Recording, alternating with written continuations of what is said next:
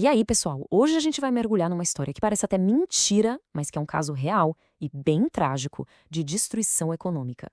Vamos entender como uma nação pode, de propósito ou não, acabar construindo a própria desgraça. Bom, vamos lá. A pergunta que não quer calar é essa: como é que um país que está literalmente sentado em cima de um oceano de petróleo, as maiores reservas comprovadas do planeta, chega ao ponto de o povo não ter o que comer? Parece que não faz sentido, né? Mas aconteceu. Essa conta simplesmente não fecha. E aqui que a ficha cai. A resposta que serve de base para toda essa análise. A miséria na Venezuela não foi um azar, não foi um acidente de percurso. Ela foi o resultado direto, quase matemático, de um monte de decisões e políticas. Foi, na prática, construída peça por peça. Para entender como é que se chega nesse ponto, a gente precisa olhar para o erro fundamental: a quebra do principal instrumento que guia qualquer economia. E esse instrumento é um mecanismo de incentivos. Pensa nele como se fosse uma lei da natureza, sabe? Tipo a gravidade, só que da economia.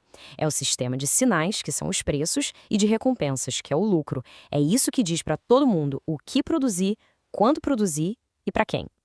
O que aconteceu na Venezuela foi uma quebra direta dessa lei. E o mais doido é a simplicidade disso. Preços não são só números numa etiqueta. Eles são informação. Funcionam como uma bússola, apontando para onde os recursos da sociedade precisam ir. Se o preço de alguma coisa sobe, é um sinal de que as pessoas precisam mais daquilo. Ignorar esse sinal, bom, é como tentar navegar no meio de uma tempestade com a bússola toda quebrada.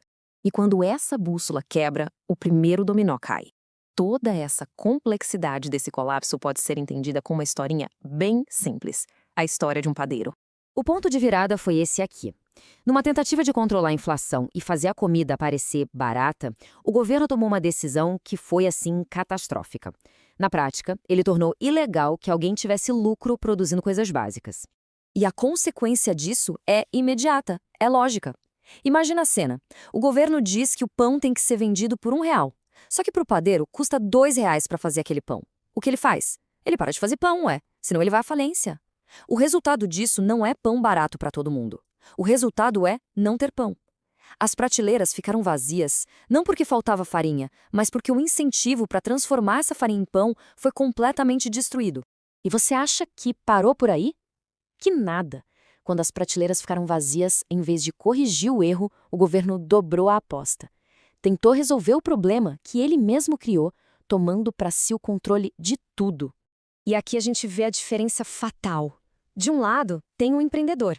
Ele arrisca o próprio dinheiro e precisa agradar o cliente para sobreviver.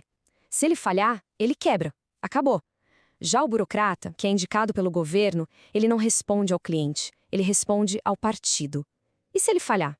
Bom, o governo simplesmente imprime mais dinheiro para cobrir o prejuízo. Não existe consequência real para a incompetência. E essa lógica foi aplicada justamente na joia da coroa, na maior fonte de riqueza do país: o petróleo.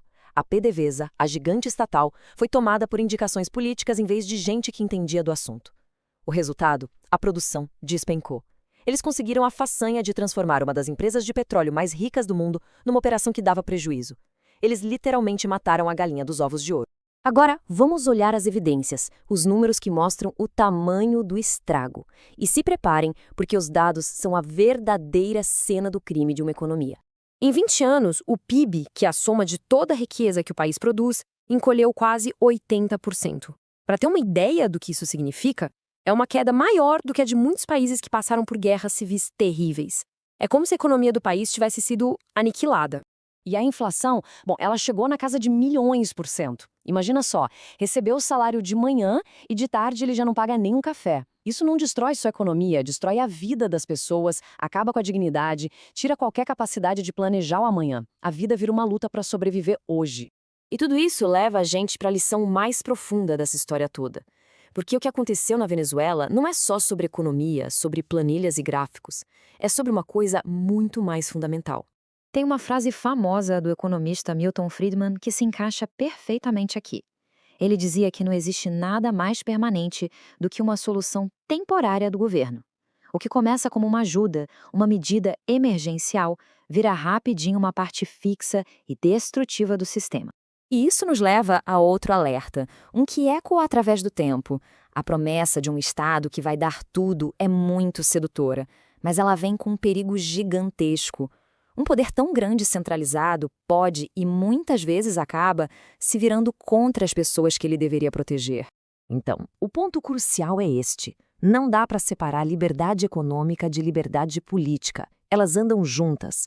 No momento em que o governo se torna o único que distribui a comida, ele ganha uma arma de controle absoluto. Alguém que critica o regime pode simplesmente deixar de receber comida para a família. O controle do estômago vira o controle da mente. E a gente termina com essa pergunta para reflexão. Quando olhamos para o colapso da Venezuela, estamos vendo só um monte de políticas econômicas que deram errado? Ou, na verdade, estamos testemunhando a prova trágica de que quando se abre mão da liberdade de produzir, de comprar, de vender, a liberdade de pensar e a própria dignidade humana são as próximas a ir embora?